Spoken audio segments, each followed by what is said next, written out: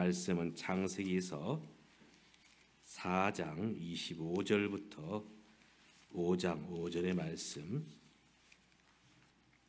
창세기 4장 25절부터 5장 5절.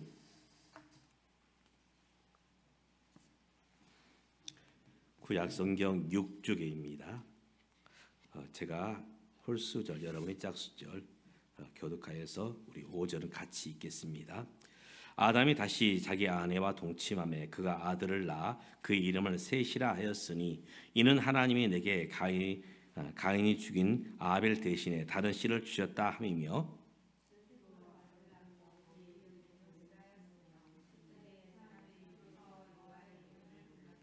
이것은 아담의 계보를 적은 책이니라. 하나님이 사람을 창조하실 때에 하나님의 모양대로 지으시되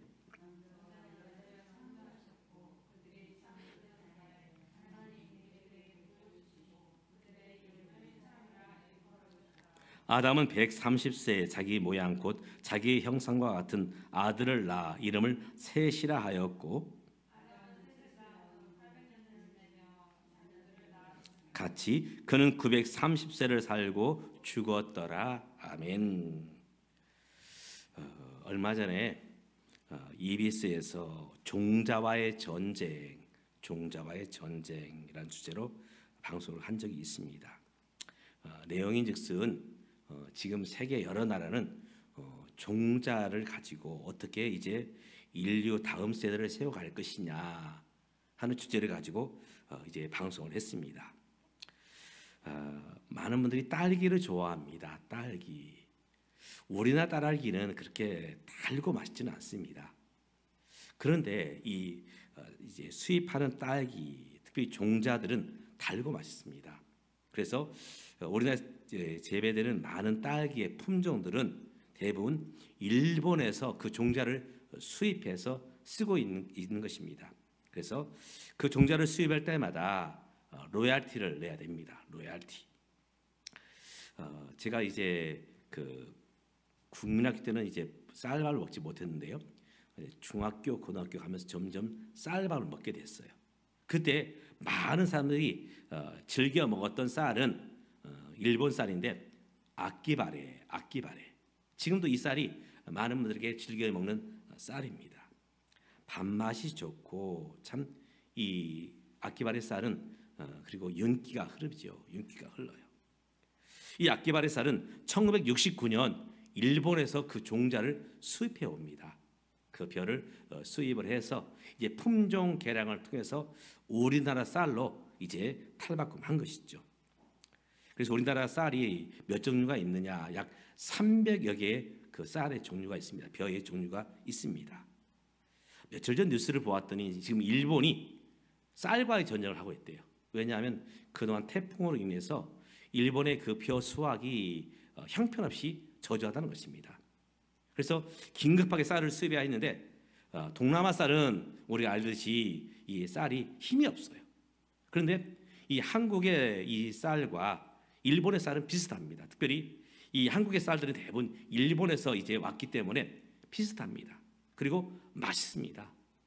그래서 일본에서 우리 한국 쌀을 많이 지금 수입하게 가고 있다, 그런 얘기를 하더라고요. 지금 이렇게 종자와의 전쟁, 씨앗과의 전쟁을 치르고 있죠. 그래서 앞으로는 어떤 나라가 강한 나라냐, 어떤 군대가 많고 또 그리고 무기가 좋고, 물론 그것도 하나의 어떤 척도가 되겠지만 가장 중요한 것은 다음 세대에 먹는 문제, 식량 문제. 그래서 얼마나 많은 종자를 가지고 있느냐, 우수한 종자를 가지고 있느냐. 그래서 가장 많은 종자를 가지고 있는 나라는 미국, 그리고 인도, 그리고 중국, 러시아. 우리나라는 5번째입니다. 5번째. 5번째로 많은 종자를 가지고 있다 하는 신문을 본 적이 있습니다. 우리 삶을 가리켜서, 특별히 우리의 부모님과 자식을 가리켜서 이 표현이 좀 그렇지만 씨앗, 종자가 좋아야 된다. 종자가 좋아야 된다. 우리가 이제 농사를 지을 때에 대부분 가장 좋은 것을 종자로 남겨놓죠. 희마리가 없고 상하고 조금 부실한 것들은 종자로 쓰는 법이 없습니다. 종자는 무조건 좋아야, 그래야 그 종자가 싹이 이제 내리게 되고 거기서 이제 식물로 자라서 그리고 이제 먹을거리로 우리에게 들어오는 것이죠. 그렇기 때문에 이 종자에 있어서는 많은 농부들은 목숨 걸고 지켜냅니다. 그 보릿고개를 거치면서도 절대로 종자를 손대지 않습니다. 그래서 어떤 집은 그 종자를 머리맡에 두고 굶어 죽었다, 그런 얘기도 있습니다. 그만큼 종자는 우리 목숨보다도 더 중요한 것입니다. 어쩌면 이것은 우리 인생을 말할 때에 우리 부모님이 누구를 위해서 그렇게 애쓰고 힘쓰느냐. 부모님 당신들은 먹을 것을 제대로 먹지 못하지만, 입을 것을 제대로 입지 못하지만 적어도 내 자식만큼은 그래도 좋은 것을 주고 싶어하고 좋은 것을 먹이고 싶어 하는 것입니다. 바로 그것은 우리 자식들이 우리의 미래이기 때문에, 우리의 희망이기 때문에 어찌하든지 내 자식만큼은 끼니 걸리지 않고 그래도 좋은 것으로 먹이고 입히기를 원하는 것이 우리 부모님의 마음이죠. 창세기 4장과 5장에 보면 이제 계보, 이 족보가 나오고 있습니다. 족보. 특별히 4장에서는 누구의 족보가 나오느냐? 가인의 후손. 원래 인생은 아담과 하와를 통해서 인생이 이 땅에 태어나게 되죠. 가인과 하와를 통해 아담과 하와를 통해서 이 땅에 가인이 태어납니다. 그런데 이 가인은 동생 아벨을 쳐 죽입니다. 그래서 하나님은 이제 5장에 보면 누구를 이 땅에 내시느냐? 바로 아벨 대신 세 번째 아들 셋을 이 땅에 내십니다. 그런데 이 두 개의 족보로 인생들이 시작되고 있음을 보게 됩니다. 가인으로 이어지는 바로 악인의 계보와 그리고 이제 아담의 셋째 아들이었던 셋을 통해서 이어지는 바로 의인의 계보. 바로 다시 말해서 이제 악인과 의인의 계보가 창세기 4장과 5장의 내용인 것입니다. 가인이 동생 아벨을 죽이게 됩니다. 참 이것이 어디서 왔는가? 사실 이 모든 것은 죄로부터 시작되었습니다. 아담과 하와가 하나 불순종함으로 죄가 이 땅에 찾아왔고 그 죄는 우리 가정을 파괴합니다. 남편과 아내 사이를 파괴하고 그리고 형제와 형제 사이를 파괴하죠. 특별히 이것은 하나님과 사람 사이를 바로 갈라놓게 하는 것입니다. 바로 이것이 인간의 죄로 인해서 빚어진 그런 아름답지 못한 참 불행한 역사라 말할 수 있지요. 죄는 바로 이렇게 분열을 가져옵니다. 죄의 가장 분명한 특징은 분열입니다. 하나님과의 관계가 깨어짐, 남편과 아내 사이의 관계가 깨어짐, 또 부모와 자식 간의 관계가 깨어짐, 또 형제와 동기 간의 관계가 깨어짐. 바로 이 죄는 바로 분열입니다. 관계를 깨뜨린다는 것이죠. 결국 이것은 우리를 하나님부터 이제 갈라지게 했고 결국은 죽음과 사망에 이르게 한 것이 바로 죄의 모습입니다. 그러면서 이제 가인의 족보는 누구로 이어지느냐 계속해서 나올 때 보면 오늘 읽었던 말씀 바로 라멕. 가인의 모습을 잘 보여주는 사람이 바로 라멕입니다. 라멕은 세 아들을 낳습니다. 세 아들. 우리 읽지 않았지만 그 앞에 보면 먼저 야발을 낳습니다. 야발. 그리고 둘째는 유발. 그리고 셋째는 두발가임. 그는 저마다 특징이 있습니다. 야발은 움직이는 사람입니다. 뜻이 움직이는 사람이에요. 그래서 목축을 하는 그런 사람들의 조상이 되고 유발은 이제 피리 부는 사람. 그래서 이 예술하는 사람들의 조상이 됩니다. 그리고 셋째 아들은 두발가인, 날카로운 기계를 만드는 그런 사람이 되죠. 무기를 만들고. 근데 이 아들들의 이름은 사실 부모가 자식의 이름을 지을 때 이름은 단순히 이름으로 끝나는 게 아닙니다. 그 아들을 통해서 그 자식을 통해서 어떤 소망이 있느냐, 어떤 희망이 있느냐. 이름은 정체성입니다. 그의 삶의 모습이 이름에서 나오게 되는 것이죠. 그렇기 때문에 부모님은 어찌하든지 좋은 이름을 이제 자식에게 붙여주고 싶어 합니다. 좋은 이름. 그 일본에서 희한한 이름, 그런 이름들을 모아보니까 가장 아름답지 못한 이름이 있는데 그 이름이 무엇이냐? 아쿠마. 혹시 아쿠마 뜻을 아십니까? 아쿠마. 그 뜻은 악마, 악동 또는 악당.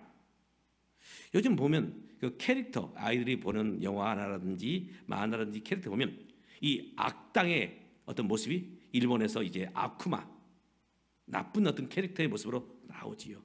어떤 아버지가 아들을 놓고서 그 아들의 이름을 아쿠마 이렇게 했어요. 이제 그 이름을 올리기 위해서 동사무소에 갔더니 올려줄까요? 안 된다. 그래서 이 동사무소에서 반려를 합니다. 그랬더니 이 사람이 소송을 내요. 법원에서도 안 됩니다. 근데 소송을 내니까 어쩔 수 없이 좋다. 그러면 너의 아들의 이름을 아쿠마, 악마라고 이제 올리겠다. 이렇게 지었다는 것입니다. 참 그 이름을 보면 그 집안이 어떠한지, 그 부모의 마음이 어떠한지, 그리고 더 나아가서 그 자녀의 삶이 어떠할 것인지를 미루어 짐작할 수 있게 되는 것이죠. 람에게 그 아들의 이름들은 전혀 하나님과 상관없는 그런 이름으로 붙여지는 모습을 보게 되지요. 그리고 나서 이제 5장에 들어가서 이제 이 셋의 후손이 나옵니다. 이 4장에 보면 이 라멕이 두 아내를 취하게 됩니다. 두 아내. 원래 하나님께서 창조하신 가정은 아담 남자 한 명, 하와 여자 한 명, 1대1입니다. 그런데 이 라멕은 그는 두 아내를 이제 같이 살게 됩니다. 그러면서 이 아내들을 향해서 노래를 부릅니다. 아다와 실라여 내 목소리를 들으라. 라멕의 아내들이여 내 말을 들으라. 아내들을 향해서 노래를 불러요. 두 부인을 두고 있습니다. 그 노래의 내용은 무엇이냐? 계속해서 이렇게 말합니다. 내가 사람을 죽였고 상함으로 나의 상함으로 말미암아 소년을 죽였다. 아마도 이 소년이 이제 이 라멕에게 일부러 그런 것은 아니지만 실수로 상해를 입힌 것 같아요. 그랬더니 이 라멕이 용서하지 않고 그를 쳐 죽입니다. 마치 그의 조상 가인이 동생 아벨을 쳐 죽인 것처럼 라멕이 이 소년을 쳐 죽이게 됩니다. 그러면서 이것을 노래를 지어서 아내를 향해서 부르고 있습니다. 과연 정상적인 그런 모습일까? 사람을 죽여놓고 노래를 불러요. 요즘 사이코패스라는 말을 종종 듣습니다. 사이코패스. 특징이 뭐냐? 양심에 전혀 꺼림이 없습니다. 사람을 죽여놓고 사람을 상해를 가해놓고도 마음에 가책이 없고 거리낌이 없어요. 그리고 거기에 대한 어떤 반성도 없습니다. 뉘우침도 없어요. 그리고 다른 사람을 탓합니다. 사회만을 탓해요. 그리고 자기를 정당화시키죠. 바로 이것이 가인의 모습이고 오늘 라멕의 모습입니다. 라멕은 이렇게도 노래를 합니다. 가인을 위해서는 벌이 7배였지만 나를 위해서는 벌이 77배일 것이다. 가인이 동생 아벨을 죽일 때에 하나님 그에게 벌을 내리시죠. 그때 사는 날을 해야 할 것입니다. 그때에 하나님께서 말씀하십니다. 너를 해하는 사람에게 내가 벌을 죽일 테니 너는 안전할 것이다. 내가 7배로 너를 해하는 사람을 복수를 해주겠다. 그렇게 말씀하시죠. 이제 그것을 빗대어서 가인을 위해서 하나님께서 벌을 7배나 하셨지만 나를 누가 상하게 하면 내가 그 복수로 77배의 복수를 하겠다. 수단과 방법을 가리지 않겠다는 것이죠. 이것이 라멕의 모습이며 특별히 가인의 후의 삶의 모습이라는 것입니다. 바로 이 땅의 모습이 그러합니다. 하나님을 그 마음속에 두지 아니할 때 사람들의 마음은 계속해서 죄악된 모습으로 갈 수밖에 없습니다. 하나님이 없는 인생과 하나님이 있는 인생은 천지 차이죠. 하나님이 이러한 인생을 위해서 이제 의인의 그 씨앗을 주십니다. 그가 누구냐?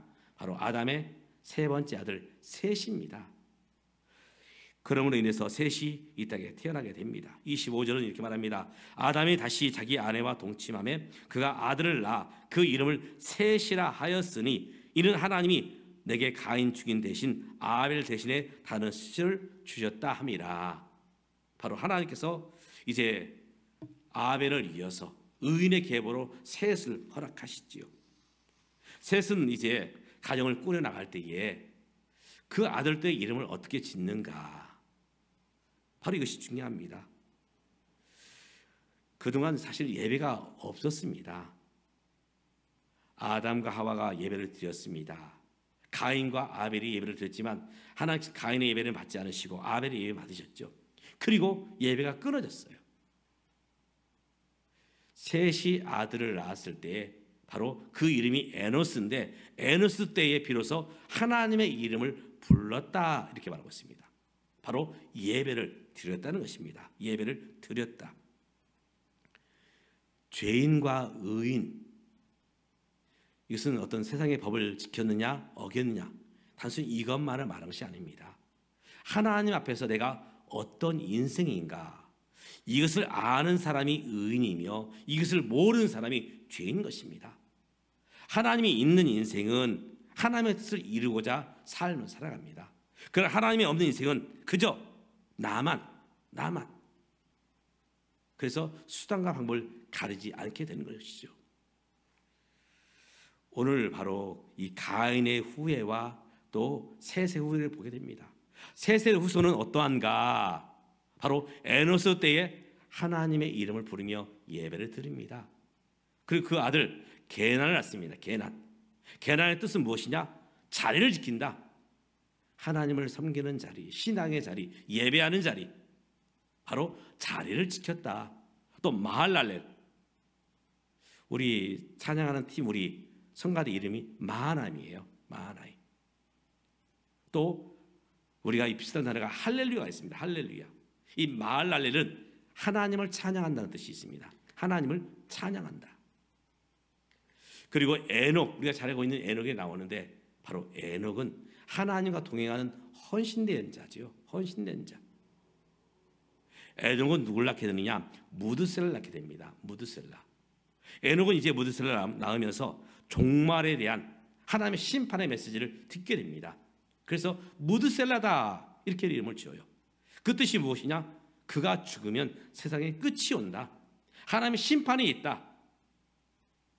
무드셀라는 969살까지 살게 됩니다. 실제로 무드셀라가 죽던 해에 이 땅에 심판이 임하게 됩니다. 어떤 심판이었습니까? 노아의 심판. 노아 때 하나님은 홍수로서 이 땅을 심판하시지요. 그리고 무드셀라 아들 노아는 안식이라는 뜻이 있습니다. 안식. 하나님 안에서의 안식. 셋의 후손들은 그 자식들의 이름을 하나님과 연관되어서 이름을 짓습니다. 실제로 그들은 이렇게 삶을 살아갑니다. 바로 가인의 후예와 그리고 셋의 후예, 전혀 다른 모습을 보게 되는 것입니다. 우리가 어디에 서야 되느냐, 어디에 서야 되느냐, 이것이 참 중요합니다. 하나님 편에 서느냐 아니면 하나님 반대편에 서느냐, 바로 그것은 어디에 달려 있느냐? 바로 예배에 달려 있습니다. 예배. 아담과 하와가 예배를 드렸습니다. 그리고 나서 그 예배의 모습을 가인과 아벨에게 알려주었죠. 가인은 예배에 있어서 온전한 모습으로 드리지 못했습니다. 아벨은 신령과 진정으로 믿음으로 예배를 드릴 때에 하나님 그 예배를 받으셨죠. 왜 하나님께서 가인의 예배를 받지 않으셨느냐? 그 예배가 온전하지 못했습니다. 사무엘상 2장에 보면 두 가정이 나옵니다. 하나의 가정은 우리가 알고 있듯이 한나의 가정, 그리고 또 하나의 가정은 엘리의 가정. 둘 다 하나님을 섬기는 그런 가정입니다. 한나, 원래 자식이 없었지요. 그는 하나님 앞에 나가 기도합니다. 하나님, 내게 아들을 주시면 내가 하나님께 이 아들을 바치겠습니다. 하나님께서 과연 그에게 아들 사무엘을 주셨죠. 한나는 젖을 떼자마자 그 귀한 아들, 하나밖에 없는 아들을 하나님께 바칩니다. 그리고 성전에 가서 성전에서 하나님을 예배하며 살도록 그를 성전으로 보냅니다. 젖을 떼자마자 그는 모든 것을 바친 것이죠. 그래서 이 사무엘은 예배하면서 삶을 살게 됩니다. 엘리도 당시에 믿음의 가정이었죠. 제사장 가정이었습니다. 그런데 엘리의 두 아들 홈리와 비느하스는 예배에 대해서 그들의 마음이 없었지요. 예배에 빠지고 예배를 건성으로 드리고 특별히 예배 속에서 자기의 마음대로 행하게 되고, 성경은 하나님의 그 심정을 이렇게 표현합니다. 그들이 하나님을 멸시하였다, 하나님을 멸시하였다 이렇게 말하고 있습니다. 바로 예배를 우리가 어떤 태도로 서 있느냐, 이것이 하나님에 대한 태도라는 것입니다. 하나님에 대한 태도. 놀라운 것은 사무엘은 하나님 앞에서 귀하게 성장했고 그리고 이스라엘 백성을 이끄는 영적인 지도자로 세워지게 됩니다. 그러나 예배를 멸시했던 홈리와 비느하스, 결국 그들은 전쟁터에서 참 안타깝게 죽음을 맞이하게 됩니다. 이미 하나님은 그 아들들이 어떠할지를 이 사무엘을 통해서 말씀해 주셨죠. 그것이 우연일까? 결코 그렇지 않습니다. 우리가 하나님에 대한 태도가 오늘 우리가 의인이 되느냐 아니면 악인이 되느냐, 바로 그 모습에 달려 있다고 말하고 있습니다. 중요한 것은 오늘 나와 내 가정이 어떠할지, 내 자녀가 어떠할지 바로 예배 드리는 가정으로 세워야 되는 것입니다. 5월은 가정의 달입니다. 우리 가정을 어떻게 세워가야 되느냐? 믿음 안에서, 예배 안에서, 하나님 안에서 세우는 가정이 될 것이냐, 아니면 하나님과 상관없는 가인의 가정으로 설 것이냐. 좋은 씨앗이 되기 위해서는 그 씨앗 관리를 잘해야 됩니다. 우리 자녀들의 신앙교육 참으로 중요합니다. 하나님을 알려주고 하나님 안에서 예배한 자로 서게 하는 것, 바로 이것이 우리 다음 세대가 세워지는 그런 귀한 사역일 것입니다. 우리가 많은 사람들에게 또 선교지 가서 복음을 전하지 못할 수도 있습니다. 그러나 우리의 자녀들, 그들을 위해서 기도하고 믿음으로 그들을 양육하며 하나님 안에서 살도록 이끌어가는 것, 이것은 우리 부모님이 맡은 사명일 것입니다. 오늘 저와 여러분이 이 사명을 가지고 우리에게 맡겨주신 우리 자녀들을 믿음으로, 말씀으로, 예배로 잘 키워나가는, 양육하는 저와 여러분 되시기를 주님의 이름으로 축복합니다. 기도하겠습니다. 하나님 아버지, 오늘 의인의 계보와 악인의 계보, 셋의 계보와 또 가인의 계보를 우리에게 보여주셨습니다. 가인의 계보 속에서는 하나님과 상관없는 그런 삶을 살았습니다. 그러나 셋의 계보를 통해서는 하나님께 영광 돌리며 하나님의 말씀을 따르며 하나님 기뻐하는 삶을 살아갔던 선조들을 우리에게 보여주고 있습니다. 오늘 우리들이 우리 자녀들을 믿음으로, 말씀으로, 특별히 예배로 양육할 수 있도록 좋은 씨앗이 좋은 열매가 되어서 열린다는 것을 우리가 알고 있습니다. 그러한 것처럼 오늘 우리들이 좋은 씨앗으로 우리 자녀들을 양육하고 기도하며 세울 수 있도록 우리 모든 부모들을 주님 붙잡아 주시옵고 우리 자녀들을 축복해 주시옵소서. 예수님의 이름으로 기도드리옵나이다. 아멘. 우리 찬송가 559장입니다. 559장